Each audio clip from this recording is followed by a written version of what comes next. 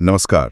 आज हमारे हाथ लगे हैं बिहार के भूगोल पर कुछ नोट्स और प्रतियोगी परीक्षाओं के प्रश्न पत्र। और ये स्रोत सच कहें तो काफी सूखे और तथ्यात्मक हैं। तो आज हमारा मिशन है इन सूखे तथ्यों में जान डालना। बिल्कुल। और ये समझना कि बिहार की कहानी असल में पानी पर कैसे लिखी गई है। मतलब इन्हीं के जरिए बिहार की नसों में बहने वाले पानी यानी यहाँ की नदियों और जलप्रपातों को समझने की कोशिश करेंगे। हाँ, ये एक तरह से रिवर्स इंजीनियरिंग जैसा है। हम कुछ एग्जाम के सवालों और नोट्स से शुरू करके एक पूरे राज्य के लैंडस्केप की एक तस्वीर बनाने की कोशिश करेंगे। देखते हैं कि ये बिखरे हुए तथ्य मिलकर क्या कहानी सुनाते हैं। तो चलिए इसे खोलते हैं और इन कागजों में जो नाम सबसे पहले और सबसे ज्यादा बार आता है वो है गंगा। गंगा। स्रोत बताते हैं कि गंगा नदी बिहार को लगभग बीच से दो हिस्सों में काटती है। उत्तर में मिथिला का मैदान और दक्षिण में मगध का मैदान। ये सिर्फ एक लाइन है, पर इसका मतलब तो बहुत गहरा होगा। बहुत ज्यादा। मतलब ये सिर्फ एक भौगोलिक लाइन नहीं है, ये एक सांस्कृतिक, ऐतिहासिक और कह सकते हैं कृषि की विभाजन रेखा है। अच्छा। सोचिए, नदी के उत्तर का हिस्सा हिमालय के ज्यादा करीब है, तो वहां से आने वाली नदियों का प्रभाव ज्यादा है, और दक्षिण का हिस्सा पठारी क्षेत्र से ज्यादा प्रभावित है।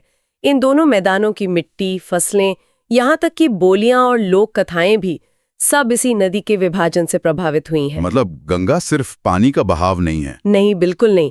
ये बिहार के चरित्र को आकार देने वाली सबसे बड़ी ताकत है। और यहीं पर एक बहुत ही दिलचस्प बात सामने आती है। इन्हीं स्रोतों में एक जिक्र है पटना में बने राष्ट्रीय डॉल्फिन अनुसंधान केंद्र का। हाँ। मुझे लगा था ऐसा कोई केंद्र शायद सुंदरबनिया कहीं और होगा।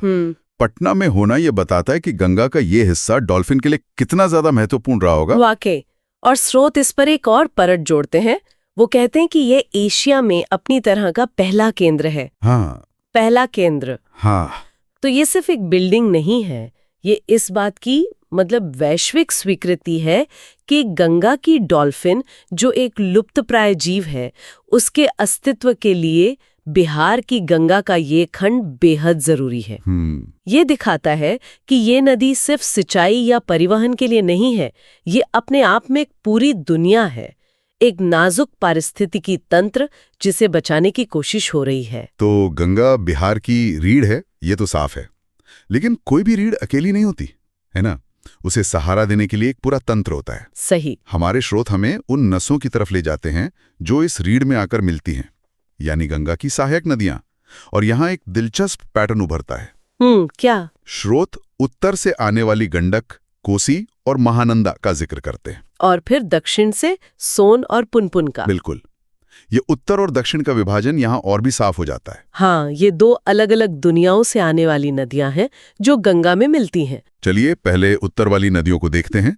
गंडक नदी का जिक्र है जो नेपाल के न्यूबाइन हिमाल ग्लेशियर से निकलती है।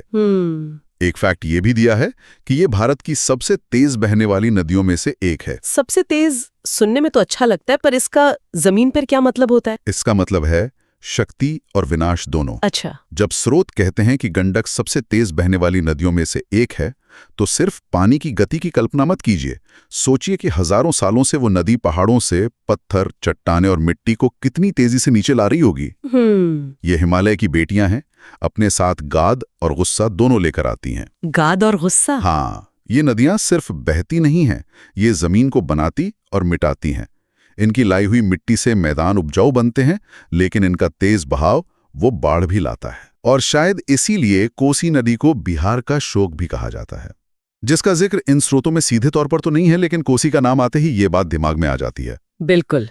कोसी तो रास्ता बदलने के लिए कुख्यात है। वो हिमालय से इतनी ज्यादा गाद लाती है कि उसका अपना ही रास्ता बंद हो जाता है और उसे नया रास्ता बनाना पड़ता है। अच्छा। और इसी वजह से विनाशकारी बाढ़ आती है। तो उत्तर की नदियां जैसे गंडक, कोसी, महानंदा ये युवा और ऊर्जा से भरी हैं। और दक्षिण वाली? वहीं दक्षिण से आने वाली सोन और पुनपुन नदियां पठार से आती हैं। ये ज्यादा पुरानी, शांत और अपने साथ गाद की जगह खनिज लेकर आती हैं। वाह!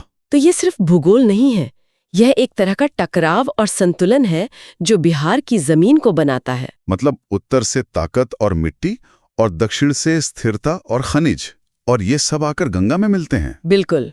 ये नदियां सिर्फ पानी के चैनल नहीं हैं, ये तो बिहार की जमीन को गढ़ने वाले मूर्तिकार हैं। सही पकड़ा आपने। और जब ये नदियां जमीन को गढ़ती हैं तो वे सिर्फ मैदान नहीं बनाती, वे झीलें और झरने भी बनाती हैं। हाँ, अब हम कहानी के अगले हिस्से में पहुंच रहे हैं, इन नदियों के बनाए हुए लैंडस्केप। और दिलचस्प बात यह है कि एक प्रश्न पत्र में दुर्गावती जलप्रपात का जिक्र है, बस नाम का, कोई और जानकारी नहीं, सिर्फ नाम। बस। यह प्रतियोगी परीक्षाओं की तैयारी की एक अजीब सच्चाई दिखाता है। आपको नाम तो पता होना चाहिए, लेकिन उस जगह की खूबसूरती या कहानी शायद उतनी जरूरी नहीं मानी जाती। हाँ, ये तो है। हमारे स्रोतों के हिसाब से ये बस एक फैक्ट है, एक जगह नहीं। सही। लेकिन चलिए झीलों पर आते हैं। इन स्रोतों में बार बार गोखुर झील या ऑक्सबो लेक शब्द आ रहा है। हाँ, उत्तरी बिहार के मैदानों में। मुझे हमेशा से आकर्षक लगा है कि एक नदी बहते बहते अपने पीछे झील कैसे छोड़ जाती है। ये होता कैसे है? इसकी कल्पना करना आसान है। सोचिए कि एक तेज नदी एक घुमावदार रास्ते पर चल रही है। ठीक है। समय के साथ वो उस घुमाव के किनारों को काटती रहती है, जिससे मोड़ और भी ज्यादा तीखा हो जाता है, लगभग यू जैसा। फिर एक दिन बाढ़ के समय नदी को सीधा रास्ता ज्यादा आसान लगता है और वो उस यू को काटकर सीधे बहने लगती है। अच्छा। और पीछे जो यू शेप का पानी का हिस्सा छोड़ जाता है, वही गोखुर झील बन जाता है। अरे वाह! ये नदी के अतीत का एक निशान है जो पानी के रूप में ठहर गया है। कमाल है। और हमारे स्रोतों में बिहार की ऐसी कई झीलों का जिक्र है जिन्हें हाल ही में बड़ी पहचान मिली है। पहला नाम है कटिहार में गोगाबील झील का। लिखा है कि यह महानंदा और गंगा नदियों से घिरी एक गोखुर झील है। बिल्कुल। इसे बिहार का पहला कम्युनिटी रिजर्व और एक इम्पोर्टेंट बर्ड एरिया भी कहा गया है। ये भारी भरकम शब्द हैं, इनका असल में क्या मतलब है? इनका मतलब बहुत बड़ा है। कम्युनिटी रिजर्व का मतलब है कि इस झील की देखभाल सरकार से ज्यादा वहां का स्थानीय समुदाय करता है। अच्छा, मतलब लोग खुद लोकल्स ही उसके गार्डियन होते हैं। ये संरक्षण का एक बहुत प्रगतिशील तरीका है और इम्पोर्टेंट बर्ड एरिया एक अंतर्राष्ट्रीय टैग है। इसका मतलब है कि ये झील प्रवासी पक्षियों के लिए एक बहुत जरूरी पड़ाव है। साइबेरिया और मध्य एशिया से आने वाले पक्षियों के लिए एक तरह का इंटरनेशनल एयरपोर्ट। तो गोगाबिल सिर्फ एक झील नहीं, बल्कि एक स्थानीय और वैश्विक महत्व का केंद्र है। बिल्कुल। स्रोतों में दो और झीलों का जिक्र है, बक्सर में गोकुल जलाशय और पश्चिम चंपारण में उदयपुर झील। ये भी गोखुर झीलें हैं। और इन तीनों के बारे में जो सबसे जरूरी बात इन स्रोतों में बताई गई है वो ये है कि इन्हें रामसर स्थल का दर्जा मिला है। रामसर स्थल? हाँ, ये बहुत बड़ी बात है। रामसर स्थल आर्द्रभूमि मतलब वेटलैंड के लिए यूनेस्को वर्ल्ड हेरिटेज साइट जैसा सम्मान है। अच्छा। इसका मतलब है कि दुनिया मान रही है कि ये झीलें सिर्फ बिहार के लिए नहीं, बल्कि पूरे ग्रह के पारिस्थितिक स्वास्थ्य के लिए जरूरी हैं। इससे संरक्षण के लिए अंतर्राष्ट्रीय ध्यान और फंड भी मिलता है। और एक फैक्ट ये भी है कि इन नई घोषणाओं के बाद बिहार में अब कुल 6 रामसर स्थल हो गए हैं। हाँ, जिससे ये तमिलनाडु और उत्तर प्रदेश के बाद देश में तीसरे स्थान पर है। ये तो वाकई बिहार की आर्द्र भूमि के वैश्विक महत्व को दिखाता है। निश्चित रूप से। यह बिहार की उस छवि को बदलता है जो अक्सर सिर्फ कृषि या राजनीति तक सीमित रहती है। यह दिखाता है कि बिहार पारिस्थितिक रूप से कितना समृद्ध और महत्वपूर्ण राज्य है। इन झीलों के अलावा एक स्रोत में कैमूर वन्यजीव अभयारण्य में अनुपम झील का भी जिक्र है। अनुपम झील। और ये अभयारण्य सोन और कर्मनाशा नदियों के बीच स्थित है। ये हमें फिर से दक्षिण बिहार में ले जाता है। बिल्कुल। और कैमूर की भौगोलिक स्थिति इसे खास बनाती है। यह हिमालय की तलहटी नहीं, बल्कि विंध्य बघेलखंड की पहाड़ियों का हिस्सा है। अच्छा। यह बिहार का सबसे बड़ा अभयारण्य है और इसे मध्य भारत के बाघ गलियारे से भी जुड़ा हुआ माना जाता है। मतलब अनुपम झील एक बिल्कुल अलग तरह के इकोसिस्टम का हिस्सा है। हाँ, जो पठारी और पहाड़ी है। यह बिहार की भौगोलिक विविधता का एक और सबूत है। तो अगर हम इन सभी बिखरे हुए टुकड़ों को एक साथ जोड़ें तो तस्वीर कुछ ऐसी बनती है। बिहार एक ऐसा राज्य है जिसकी रीढ़ गंगा है। इस रीढ़ को उत्तर से आने वाली हिमालय की शक्तिशाली युवा नदियां पोषित करती हैं, जो अपने साथ उपजाऊ मिट्टी और कभी-कभी विनाश भी लाती हैं। हाँ, और दक्षिण से प्रायद्वीप की पुरानी शांत नदियां खनिज लेकर आती हैं। सही। और इन सब के संगम से न सिर्फ उपजाऊ मैदान बनते हैं, बल्कि अंतर्राष्ट्रीय महत्व की आर्द्रभूमि और विविध वन्यजीव अभयारण्य भी बनते हैं। एकदम सही। और अगर हम इसे और बड़ी तस्वीर से जोड़ें तो स्रोतों में एक आखिरी महत्वपूर्ण जानकारी है सोमेश्वर की पहाड़ियां। सोमेश्वर की पहाड़ियां? हाँ, ये बिहार का सबसे ऊंचा स्थान है, लगभग 880 मीटर, और ये शिवालिक रेंज का हिस्सा है। 880 मीटर मतलब बहुत ऊंचा तो नहीं है।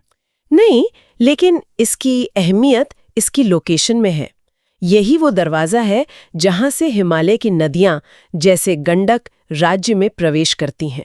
ये ऊंचाई वाली भूगोल ही नीचे की ओर बहने वाले पूरे नदी तंत्र की ऊर्जा का स्रोत है। अच्छा, वो 880 मीटर की ऊंचाई ही उस शक्ति को जन्म देती है जो नीचे मैदानों को आकार देती है। तो ये थी बिहार की नदियों और जल निकायों की कहानी, जैसा कि हमारे स्रोतों के सूखे तथ्यों ने हमें बताया। हाँ, इन जानकारियों से एक स्पष्ट तस्वीर उभरती है कि बिहार का भूगोल कितना गतिशील, जल केंद्रित और आश्चर्यजनक रूप से महत्वपूर्ण है। सही कहा। ये सिर्फ नदियों और झीलों की सूची नहीं है, ये जीवन को बनाने और बनाए रखने वाले एक जटिल तंत्र की कहानी है। और अंत में एक विचार, स्रोतों से ये पता चलता है कि बिहार की आर्द्रभूमि जैसे उदयपुर झील को अब रामसर स्थल जैसी अंतर्राष्ट्रीय पहचान मिल रही है। लेकिन साथ ही ये भी बताया गया है कि इन क्षेत्रों को अवैध मछली पकड़ने और कृषि में रासायनिक उर्वरकों के अंधाधुंध उपयोग से खतरा है। हाँ, ये एक बड़ा विरोधाभास है। तो ये एक महत्वपूर्ण सवाल खड़ा करता है, जैसे जैसे इन आर्द्र भूमियों की वैश्विक प्रसिद्धि बढ़ेगी तो क्या होगा? क्या ये अंतर्राष्ट्रीय पहचान इन झीलों के लिए एक सुरक्षा कवच बनेगी, या फिर ये संरक्षण के नए नियमों और वहां सदियों से चली आ रही पारंपरिक आजीविका जैसे मछली पकड़ने के बीच एक नए तरह के संघर्ष को जन्म देगी? बिहार के नदी घाटियों का भविष्य शायद इसी संतुलन को साधने पर निर्भर करेगा।